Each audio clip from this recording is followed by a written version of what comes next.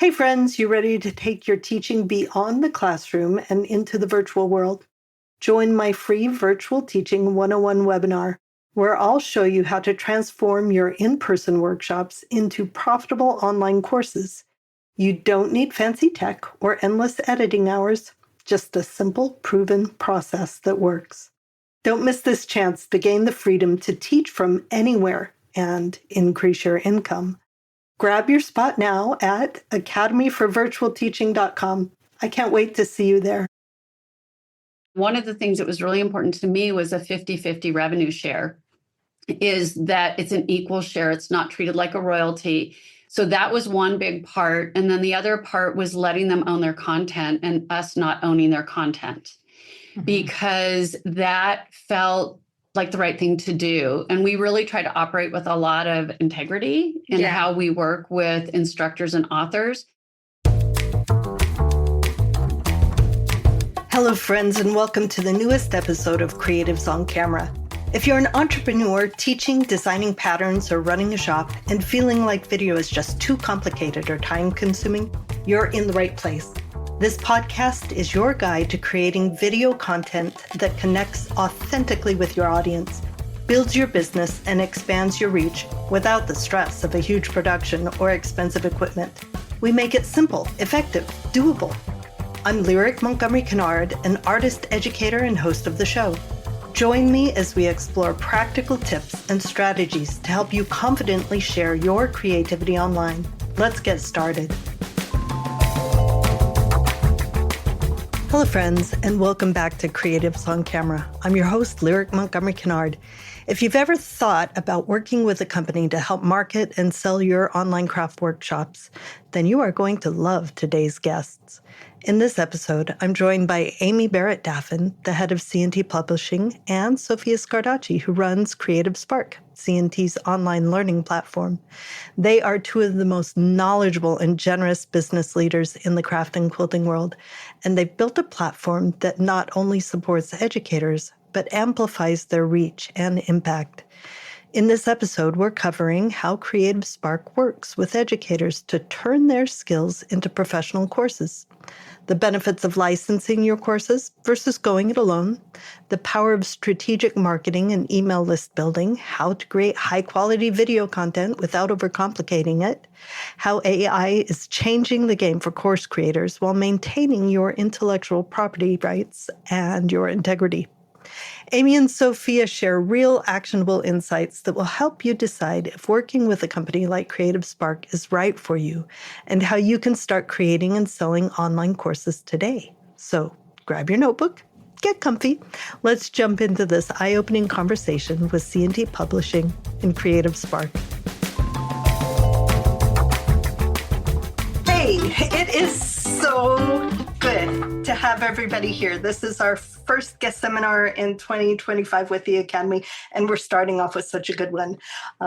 Amy and Sophia are two of my favorite people and run one of my favorite businesses that is something that supports the audience that we all love and serve. We, as educators, bring joy and beauty and creativity into the lives of so many people. And C&T Publishing with Amy, Creative Spark, Sophia, I mean, they work together and both are under the same umbrella. But you exponentially amplify what we are able to offer and, send that joy and that beauty out to so many more people. So, and you do it in a way that also supports the educators and the writers and the teachers who are working so hard to build their skills in teaching. So let's start with you, Amy, and then Sophia. I would love each of you to introduce yourself and tell me about the business and what you do in your business and what you're here for. Yeah. So my name's Amy Barrett Daffin. A long time ago, I was Amy Marson. So in case people recognize one name versus the other, I did change my name for very good reasons. I got divorced. Thank you. But I've been running C&T Publishing for this is my 23rd year running it. I've been at C&T for 25 years. And during that time, I think I've done and overseen almost everything. So I oversee the creative acquisitions process. I manage sales and marketing.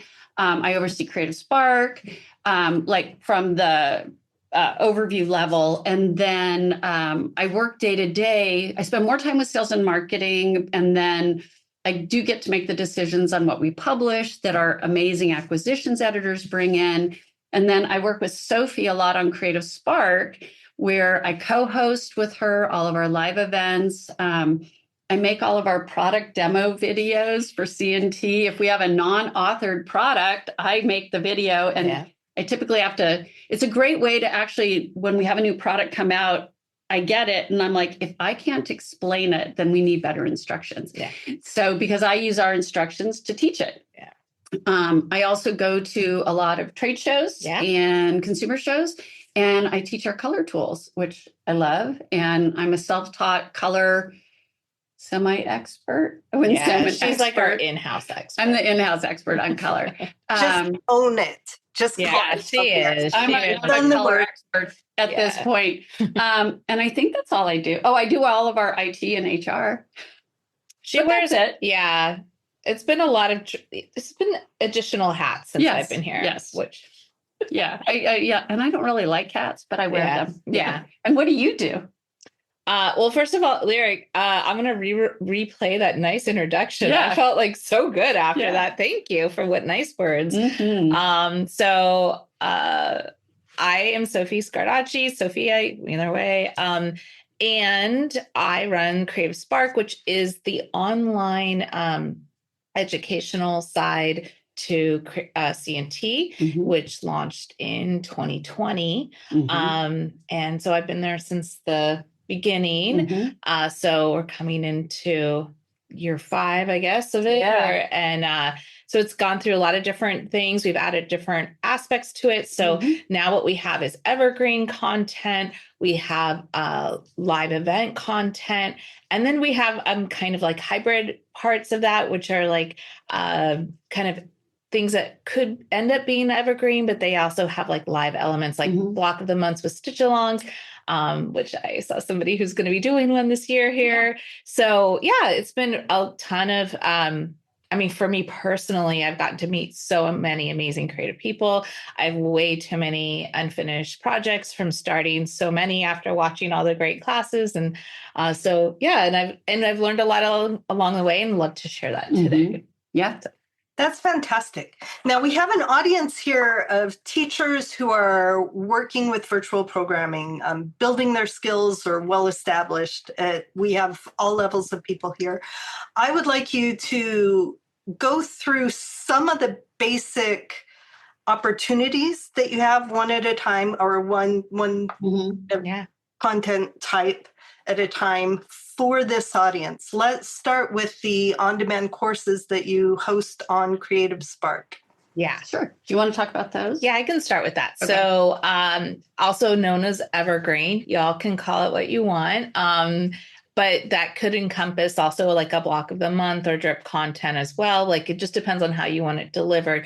But in general for us, like we have, it's one of the ways people come in and start things. I think a great way to start, if you're hesitant, is to always put a lecture up. I feel like lectures are really like easy to sell in a way because people know exactly what to expect with that. And so those for us, all of our stuff's built on the Thinkific platform. We just have a very large type of account, like one of like whatever the biggest account you can have is what we have. And so we get a lot of extra features with that. So you can add a community to your course. Your Evergreen course or other things like that. How does this work for the teachers? So how do you work with teachers who are independent contractors, independent entities who have their own content? How do you serve them? How do the two of you work together? So starting in 2024, actually, our book acquisitions became just general acquisitions, like they are acquiring also the classes. So for people that are interested in putting a new class, they would start actually with acquisitions. And then acquisitions kind of onboards them, gives them kind of the backbone information of what they're going to need, helps develop whatever their first course is going to be. And then we also have our own how to make a course, so that you can also learn how it works for our platform. And then once the acquisitions has taken the person to the point of like making the videos, they then are passed over to me and a woman named Tristan, and her and I work with people to get finally the videos up on the platform. And then we put together their landing page and their marketing package, and we start marketing with our. So the teacher films and delivers their own content to you, and then you package that and present it to the audience. That's exactly right. And there's a lot of hand holding. I just want to say that, like, we will give you feedback along the way. It is not like, oh, you just need to know how to do it. In addition to the course, like Tristan or myself will give really specific feedback, and also help with like advice on editing or all of that.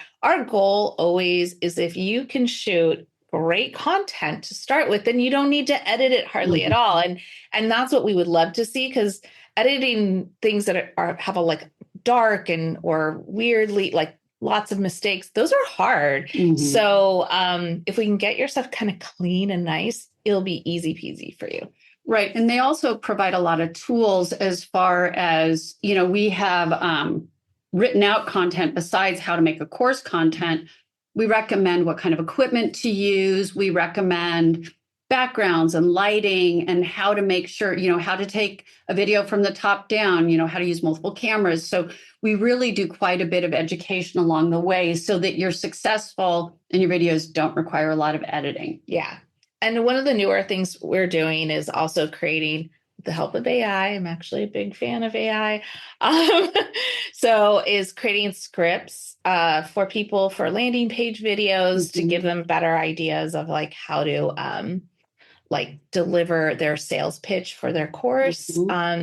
I create lists of specific marketing photography we'll need ahead of time. So having all that planned out. So when you're in the midst of like filming and stuff, you can capture all that. Right.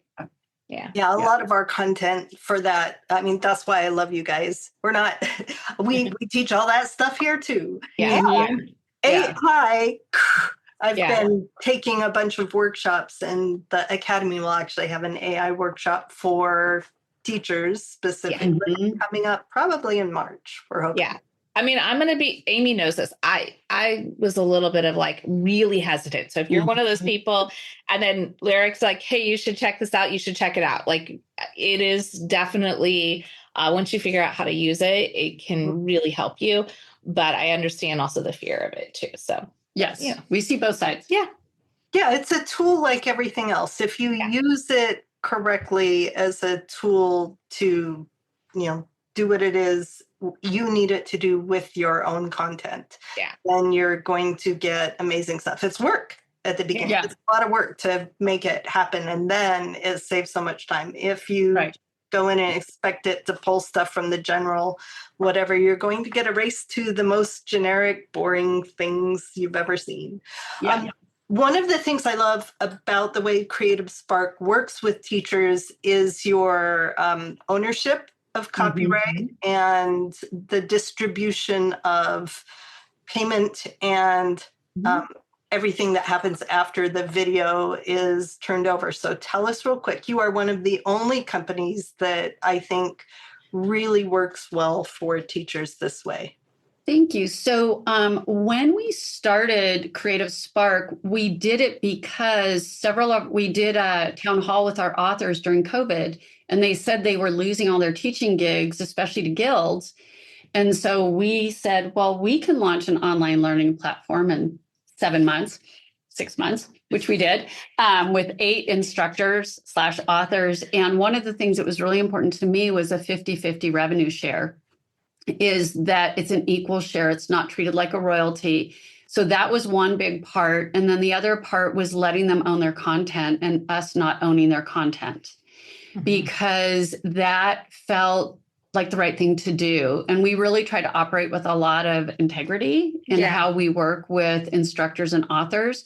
The other thing we were able to do as a book publisher is if you have a book with us and the book content ties into the video, we offer that ebook for free as bonus content. But what ends up happening is the consumer who watches the video buys the print book. Yeah. And so it's a really lovely synergistic way to work. And we put a lot of thought into that. And we did get a lot of feedback from the OGs, I call them, the original instructors, that they were, they didn't want their stuff on sale. We don't actually put things on sale if you ever see that. So the price is everything's very transparent. So which makes it really easy for me too. Like when I'm talking to people, I love that. And then the other thing that I love too is, like, in addition that it is a 50-50 revenue share, but we as Creative Spark and C&T, we assume all of the financial responsibilities of the processing fees and the site fees and all of that.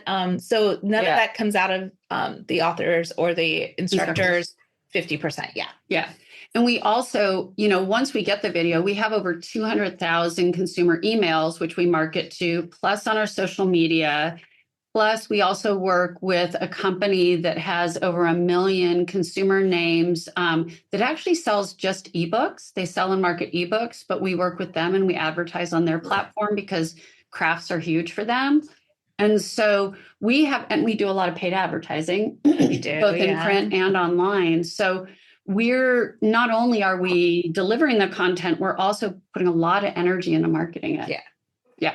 And any of us who have gone it on our own with this understand how huge of a job it is to do that marketing and to have that kind of audience built in with you all is well worth the 50% of the income that you got. I mean, it is such, and the fact that you don't put it on sale, that you still own your content. I've had experiences with handing over my content through a publisher and then being so limited and anything that I could do around that content, they would always say, no, you can't do that. It'll compete with my own content, but they own it, right? Yeah. So you guys this is amazing. Let's move on to the next kind of event that you all work with. The live events. So one of the things, so the live events, a couple years ago, I had this crazy idea. And since we're talking just to instructors, this is why I'm going to share this with you. I wouldn't share it with consumers,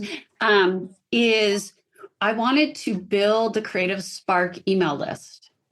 And I was trying to figure out how to do that. And the way that I did it was I decided that we would offer a live event. It would be a great price and it would have a coupon. And that coupon would be an affiliate link.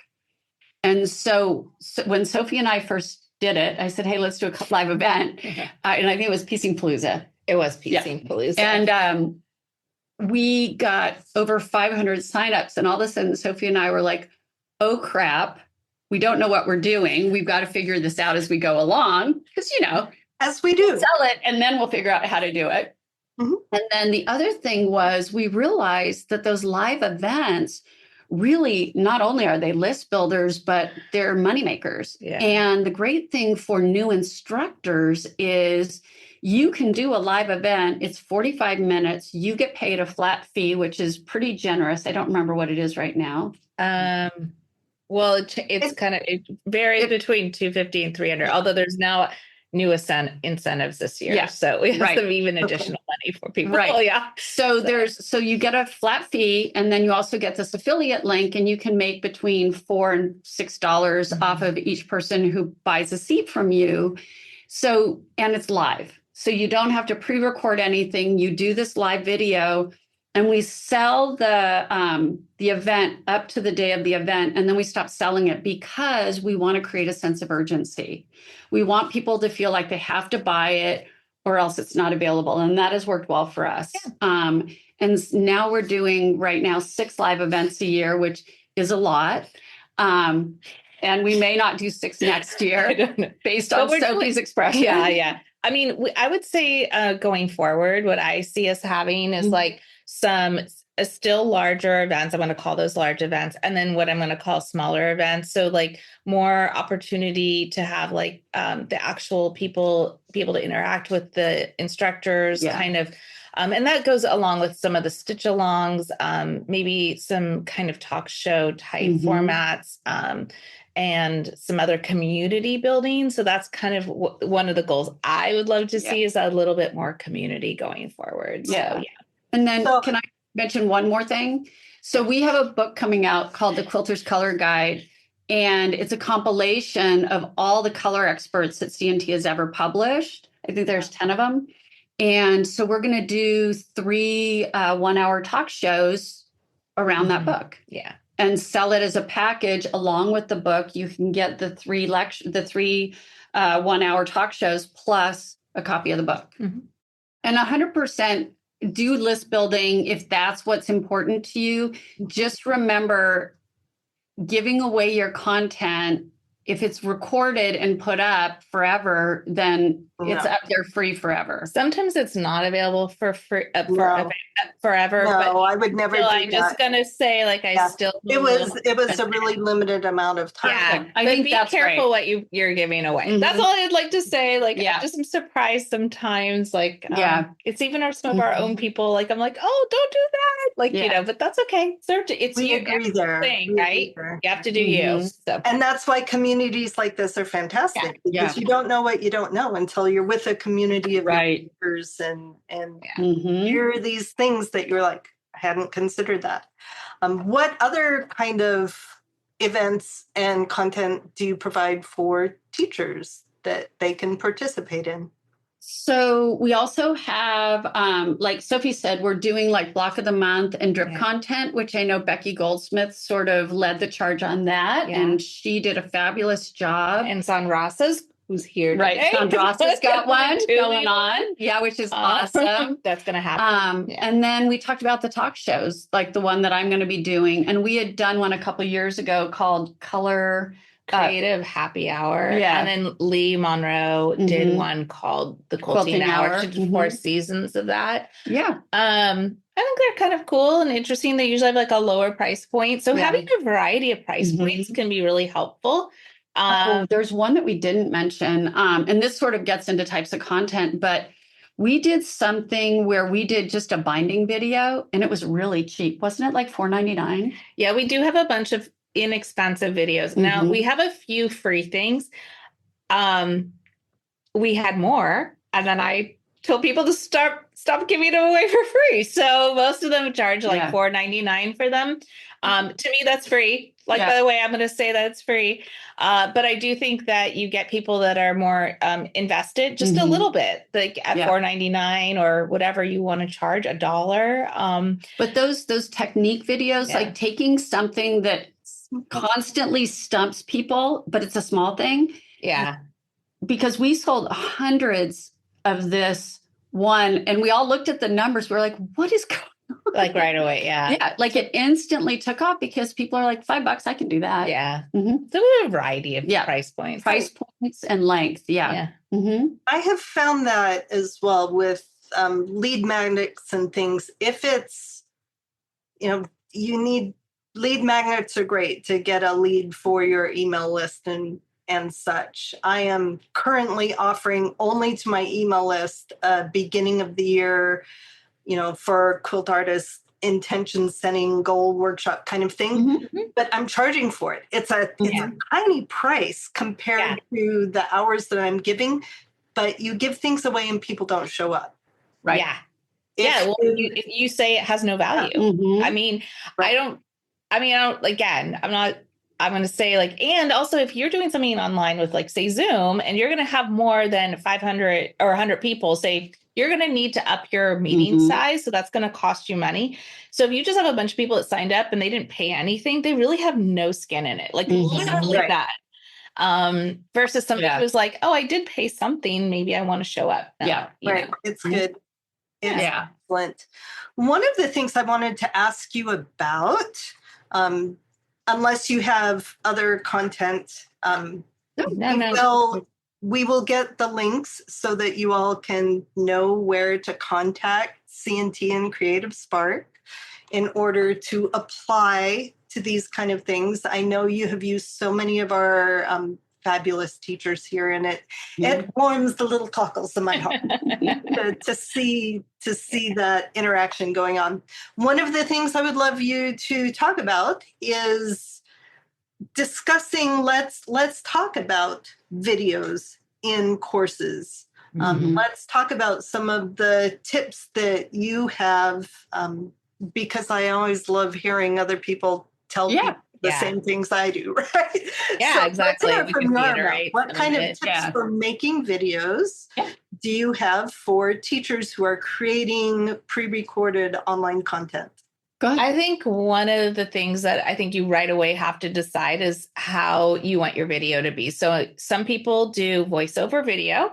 So they're going to shoot their content, then they're going to edit it down and re-voice over it. And then some people like to talk on the camera. Now, obviously, talking on the camera makes it a little harder in certain ways of editing down the timing of the content. Like you're going to have to split apart the audio if you want to try to trim it down or all of that. So I actually personally like the voiceover method, but other people that doesn't work for them. So you can find your own style for sure. I think that's a really good place to start. It's like experiment with a couple things.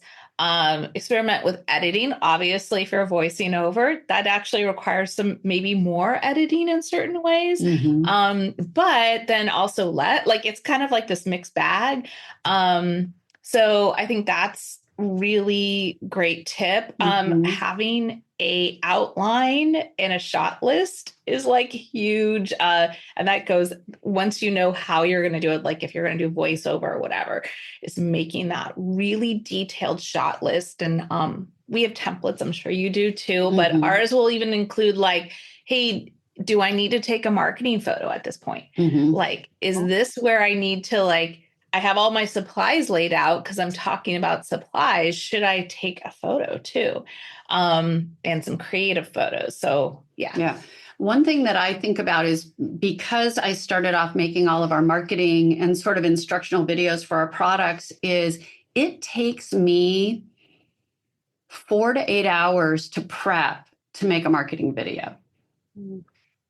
To have, if I need models, if I need samples, I need to know what I'm teaching, and I need to make sure I have everything that I need. I compile it all together and then I bring it into the studio to shoot.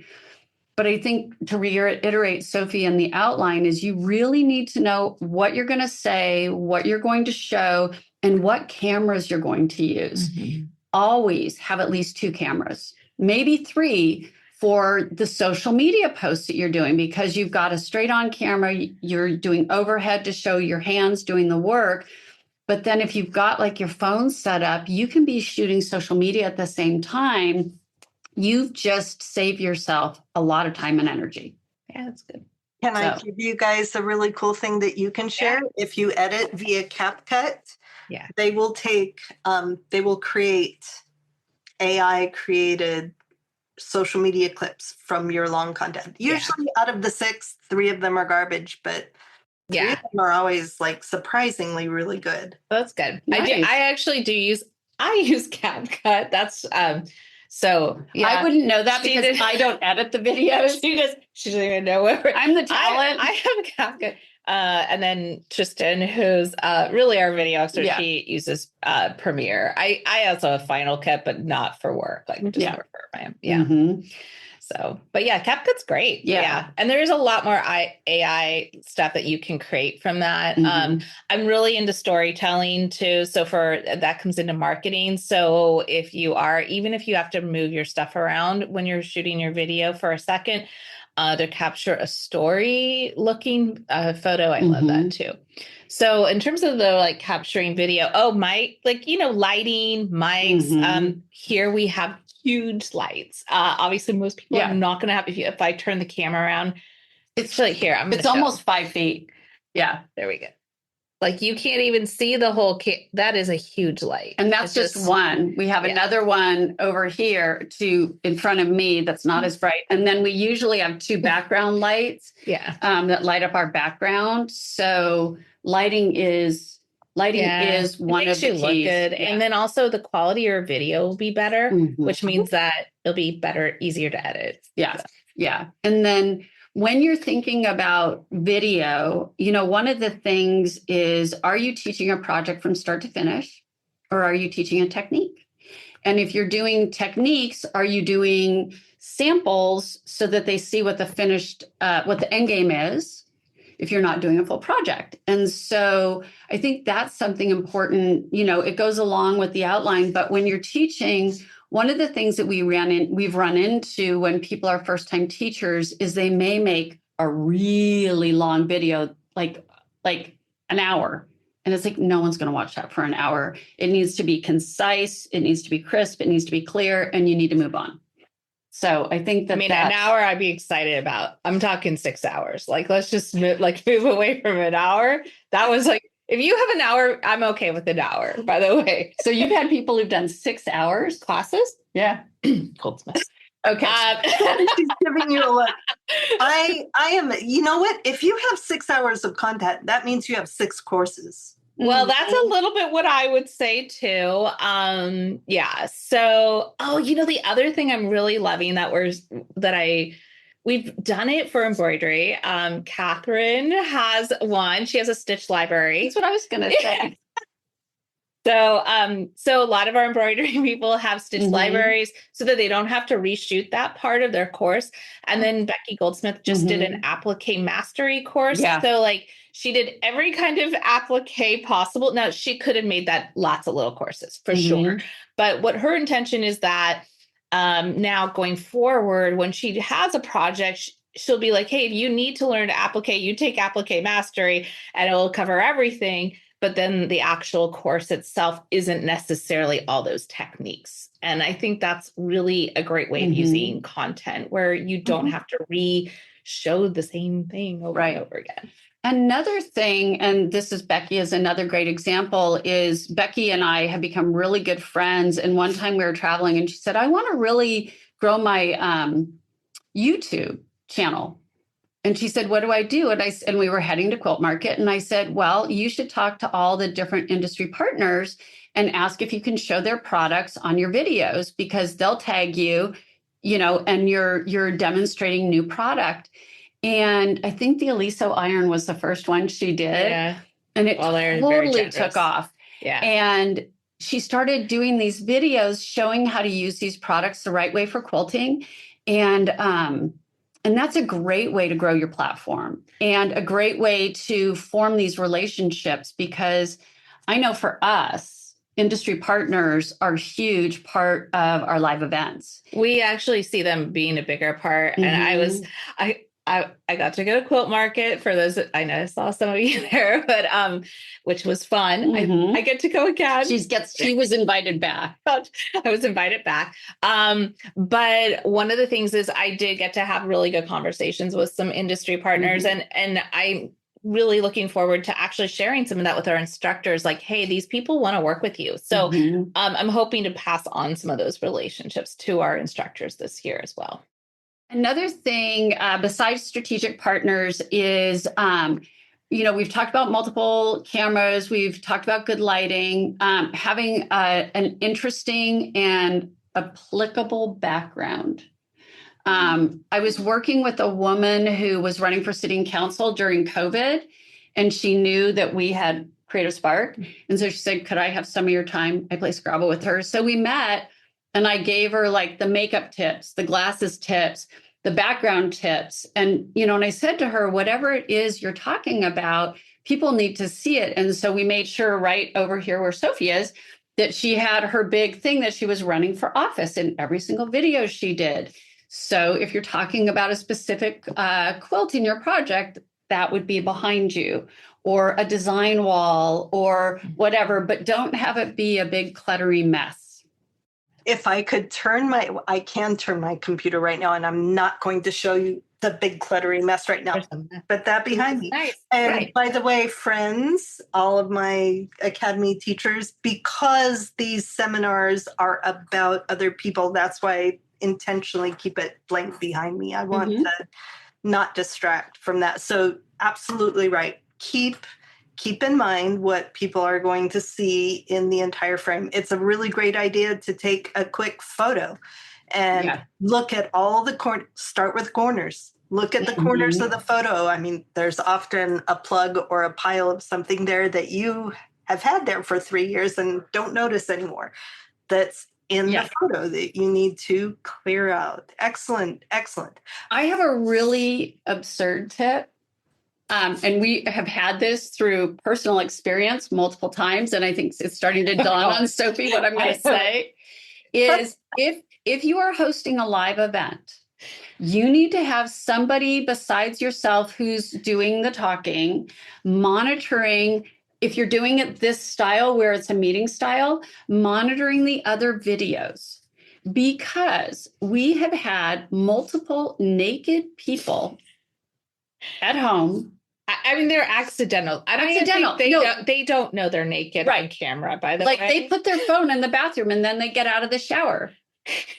And we're recording it for posterity. So it's something to make sure you have a friend who is monitoring the videos and who can hide those people's videos, because it has happened in all the live events we've had. I think it's happened in more than half of them.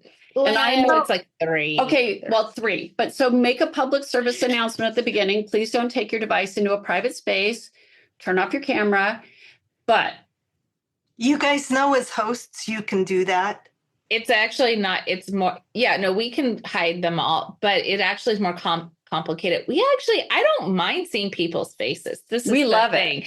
I like to see who's there. Oh, yeah. And I feel like that brings some of the community if I hit everyone. But yeah, we do have people hiding them, but we do have a set of monitors that we're watching. Because we do breakout rooms. We stay in the main room, but then we have breakout rooms, and even the moderators in the breakout rooms, like I was sitting out there once and I'm like, because you see different people too on the screen. Right. So it was really, so just, it's a weird thing, but. That and cut butts, going to happen. And one of the very early Zoom education for guilds that we did, we made hilarious little video clips, and we got one of our teachers to have her husband, in his underwear and shirt walk behind her several times, just to show people how hilarious and come on, people don't do this.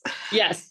And we had, that was at our last one, a man walking behind his wife, and we were just like, hide her camera. Oh, you notice we have, okay. Oh, first of all, around diversity, thanks, Cookie. I actually reach out to a lot of people of different diverse backgrounds. So part of it could be that they're not interested. I will just say that, it's not ever like for lack of us. In the beginning, I do more outreach. I would say now mostly it's if people just come to us. So that's part of it. I mean, for live events, I would say I outreached for keynote to 3 different people that were non-Caucasian. Yeah. And so we do, we actually had a group for a year and a half, a diversity group to help us become more diverse. We have it in our hiring, but it's really about getting people who want to participate. And that's the biggest challenge, whether it's a scheduling issue or they don't think it's a good fit. To answer your question, how to apply to be part of Creative Spark, and how do you submit a book proposal? They both work the same way now. And we have links on our website, which I know Lyric will share. And you go through this process, whether it's the book proposal or it's a course submission, with our editors, and they will work with you on coming up with a good plan and a good idea. For the courses, once they get to a certain point where it's pretty well formed, it goes to Sophie and her team. And then for the books, it stays with the editors and it is voted on by the acquisitions team. And then we make sure it works with our publishing plan, and then we slot it in. Yeah.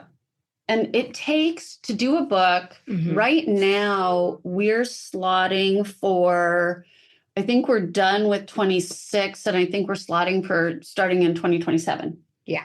But so that just kind of shows you the length of time. Even when we do make changes to certain things, like it just takes a while for you to see that. That's what's great about the Creative Spark platform. It can be much faster. Yeah. So Mel, I see, asked about if our audience leans towards techniques or projects. Okay, so that's a great question. I think technique sells better. I would love to say it's project. In fact, specifically around quilts, sadly, some of our classes that are very pattern specific don't always do as well as a technique class.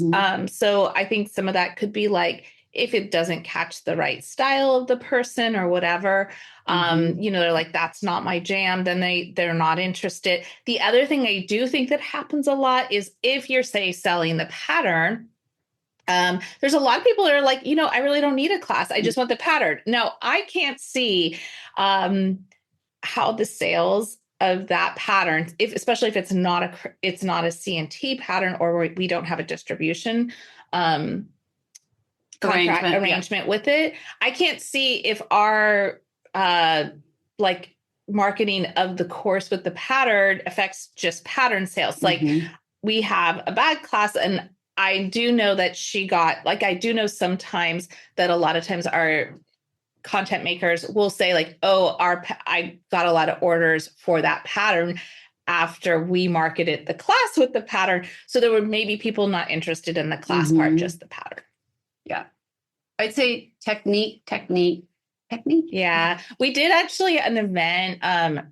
This was years ago. It was around the holays, and I had all these different I thought it was awesome, like great projects. I mean, now I am a total multi-crafter. I want to try my hand at everything. So for me, it really appealed.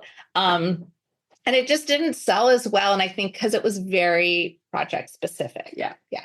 I want to make it really clear to everybody here that C&T and Creative Spark are not just in the quilting box. You all have all different kinds of crafts and needle arts and other things that you offer. So for those of you who aren't quilters who are here, there is most definitely room for you with C&T. Yeah. So when showing a technique, is it good to actually show sewing happening? I think if what you're showing is critical to the technique of how to do it, then yes, show the sewing. Don't show a long amount of sewing, definitely speed it up. But if you're showing like how to get set up on the machine for success, like that perfect 1/4 inch, definitely show the machine, show sewing a little piece, hold it up, measure, show how it works. Anything that's going to set your students up for success is what you want to show. Yeah, and I'm going to build on that. I think also knowing your audience. So if your class is really geared towards a more like advanced beginner or intermediate person, you probably don't need to sit and show how to perfect your 1/4 inch, or maybe it's a very quick part of it because your assumption is that these people already know that. So I feel like finding that fine line is really interesting. I also would say around our events, if you are applying for 2026, I'm always looking for intermediate to advanced content. And it's one of the things that we get on our feedback. But I also understand it's kind of hard to like always know what your audience, like what their background information is. But we would be able to like communicate that. Like this presentation is really geared towards like, somebody with confident like quilting skills or beyond the basics or whatever. Yeah. So I think knowing that you don't need to start at square one everything that you do a course. Yeah. And one thing I did want to mention is we are doing a huge push as soon as our new website is done being built. which we're not sure when that's going to be. We're hoping by sometime in March at this point. But we're combining Creative Spark's sales on the same platform as C&T because there's a lot of issues with doing sales on Creative Spark. If you're one person doing sales, it's easy to do, but they don't have a real shopping cart.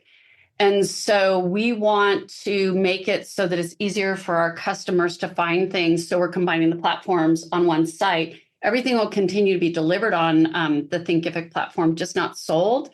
But the cool thing about that is it allows us to do a lot more. Like Sophie said, say that you have a unique pattern and you want to do a course on Creative Spark, but we don't make the pattern. We can sign a distribution arrangement and distribute the e-pattern for you. Yeah.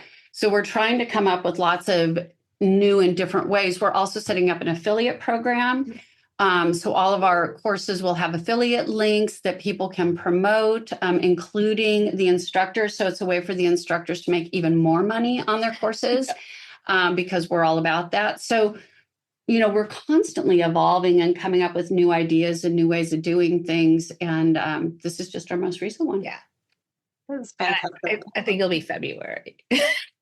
I love all the things Creative Spark is doing. Are there other... Yeah. Any other questions? I have one. You mentioned earlier. Actually, I saw a hand up there. Who had a hand up? Oh, yeah. You can ask him. Melissa? The other question I want to ask you because I'm deep down this rabbit hole right now. Tell me a couple of the things that you are using AI for to streamline your workflow, to make life easier for you and what you do, that especially if it can apply to any of us, wear all the hats business people. Yeah. So we started an AI group early last year. I wasn't part of it, but like the year before. I was probably way too no yeah, AI. You were no AI. So we started a group within the organization, one person from each department, and we started working on it. And one of the first things, and we've used ChatGPT, which we now have like an enterprise account for 2 people on our team. We use Adobe AI, which allows us to look at the PDFs and generate content from those, like the PDFs of the books. And then we also use Google Gemini AI. So we're using 3 different platforms. We're testing all of them for different reasons. Google Gemini, if you have a Google Workspace, it stays in your own little bucket. It's never used for the large language learning models, which is how AI has been created. And so we've used it for creating marketing content, especially on books and products that have been out for a while.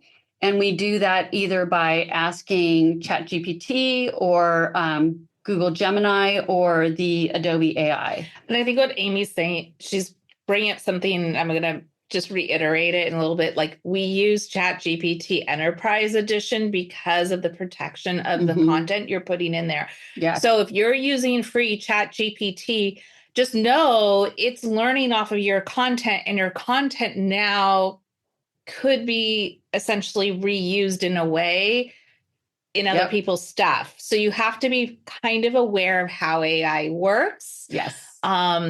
So yeah, that would be something just to be aware of. And I don't know about the next paid level, so I can't speak to that, but we use an enterprise version. Okay, so things I do with it. I make scripts. I'm loving the scripts, and I do keep track of my prompts. So I work on landing page copy, but I have very specific process of how I do it. Pinterest pin, titles for the pins, Pinterest descriptions, emails, multiple different emails, different timing of emails.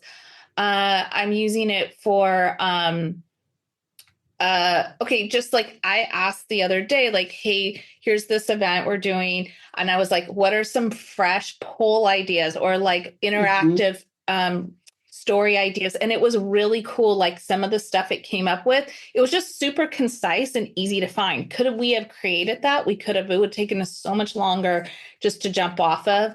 I have naming things too. I won't. Becky Goldsmith said, I don't know what to name this pattern. And I stuck the picture in and I said, give me like 12 names of what you would call this quilt. And they gave like a bunch of great names. And then I sent them back to her and she was like, how did you do that so fast? And then I told her. So yeah, that was kind of, go ahead. What's your other? So we use it to title our books. Yes, there we go. Same. So we will put the short description in and ask it. And it gives us a list of titles. You can say, give me 10 titles, however many you need.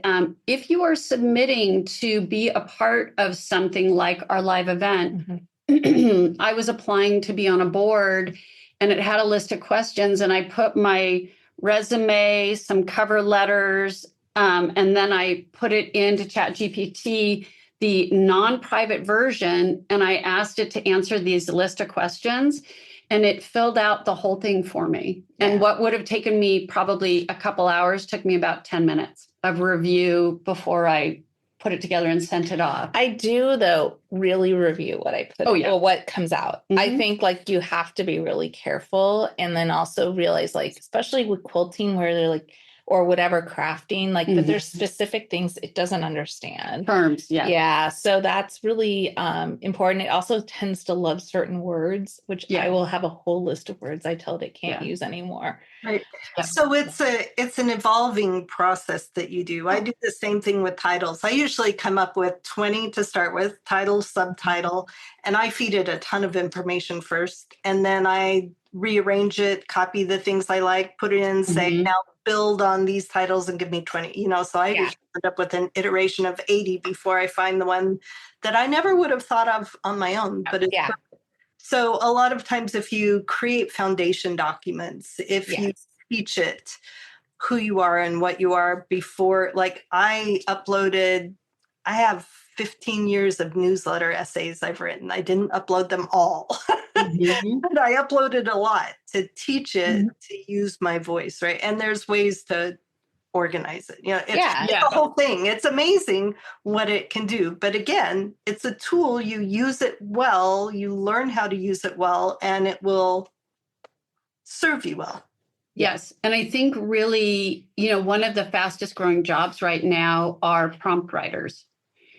Asking questions and saving those questions. And we have a prompt library where we save everything because it's like, even things like write me a long description of a product, considering that I'm a marketing manager who's been doing this for 20 years. I'm an industry expert and I want the tone to be fun, but not silly, like super, super detailed.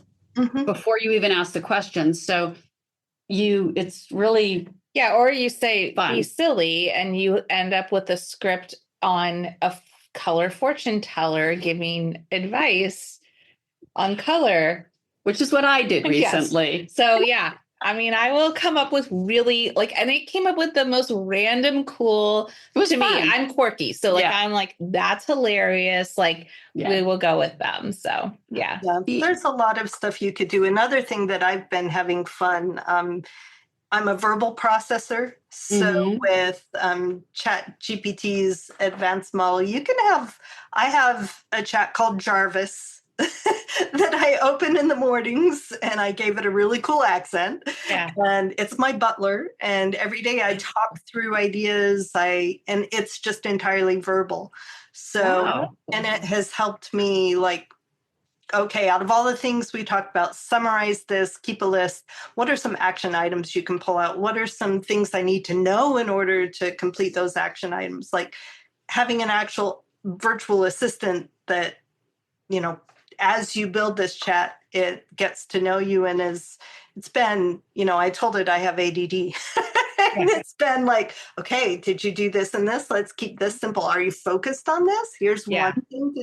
And it's been really, really amazing. So you did Jarvis, Yeah. Roxanne, Jarvis is just Chat GPT. I just named the chat Jarvis. Yeah. Yeah, so you can have like specific chats to revisit and stuff like that. So that could be right. So one more thing on that exact same line is if you're trying to figure out how to put together an outline or something like that, you literally can log into Google or Zoom and ask it to create the notes for what you're doing. It'll create all the notes, and then you can put that through an AI and say, summarize it, create a script, create the outline. Like, there's so many tools out there to make it easier than it has ever been before. Yeah. And I've been using it for these videos. I'll take it and put the transcript in and just say, give me a bullet point of what we talked about. And that's what goes up under the, and I used to take notes and type them all in, and Exactly. 3 minutes. Yeah. Yeah. I noticed Brenda asked a question though on how we handle communication with students for future classes. Good question. I'm not totally sure what that meant, Brenda. I'm so sorry. Does somebody else know what that means? If you have a course that's evergreen and a student asks the question, how does the teacher answer that? Oh, like how in the discussion room? Yes, that's what, Okay, just checking. Okay, yes. So the way it's through the Thinkific platform, we enter your email that's attached to your course. And when somebody asks a question, you get an email and it actually has a link in the email for you to click on, and then you reply. It will tell you like which lesson it asked you in. So like there's also a little context, like, oh, like if you're like, what are they talking about? But you're like, oh, they're asking it in this lesson. So that can be helpful. Honestly, people don't use the discussion rooms enough. Like we are constantly like asking people to. I had one instructor who even made an additional video asking people to please ask her questions because she really wanted to interact with people. So that would be one of them. Yeah, in my experience, since way before Craftsy was even a thing, there's a lot of people who sign up who never even show up. That's okay. There's a lot of people who sign up and lurk. That's okay. As an evergreen on-demand kind of teacher, you just get used to there's a small percentage of people who actually will interact with you. And as the class goes on, most of those questions get answered in the chat. Yeah. And that's what's nice that they're there. Okay. I just want to really quickly, I think what Kim was asking, because we said something about the distribution thing. So we don't publish individual patterns, but if you had a class and you had a pattern, we can distribute your pattern for you because it's connected to the class. If that makes sense. Is that correct? Yes. Okay. I'm going to go to the boss lady and make sure. So, okay. And then Mel Beach, themes. And when will they be up for 2026? Probably summer. I have some more planning to do. Are you seeking? Yes, we're always seeking new instructors. Thank you, Cookie. Love to have you.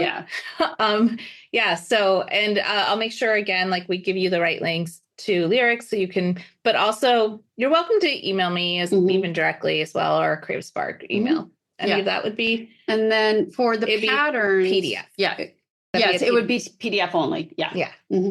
And watching the chat, and I think you guys have addressed everything as well. So you all can see just from listening to and seeing Amy and Sophia that they are kind, generous, intelligent business people, right? So we are so grateful that you are open to working with us and being here with us. So yes, of course, contact. We're always grateful you invite us. So thanks, thank Lyric. you so much, Lyric. Working with you, and hopefully we see a lot of you at H&H or next year's quilt market, or if you're in the Bay Area, let us know.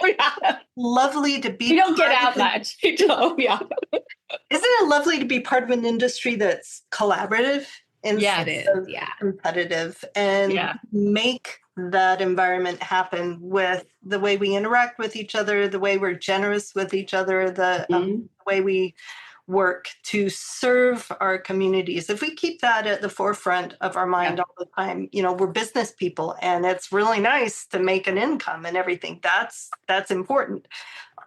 But at the core of why we're doing it this way, it's because we love the people that we serve. We bring beauty and creativity and goodness into the lives of so many people.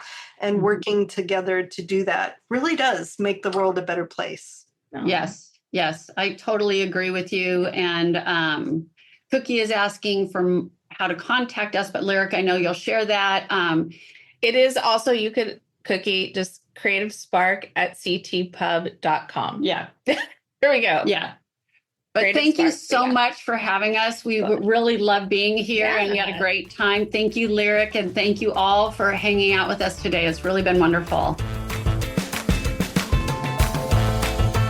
Thank you so much for joining me on Creatives on Camera. I know there are countless podcasts out there, and I'm honored you spent your time here. If you enjoyed this episode and don't want to miss the next one, please subscribe to the podcast. Then, if you'd like to stay connected and get even more tips on teaching, marketing, and video creation, sign up for my email list at academyforvirtualteaching.com. You'll get exclusive insights and updates delivered straight to your inbox to help you grow your creative business with ease. Lastly, be sure to check the show notes below in the episode description for links to everything mentioned today. And I'll see you in the next episode.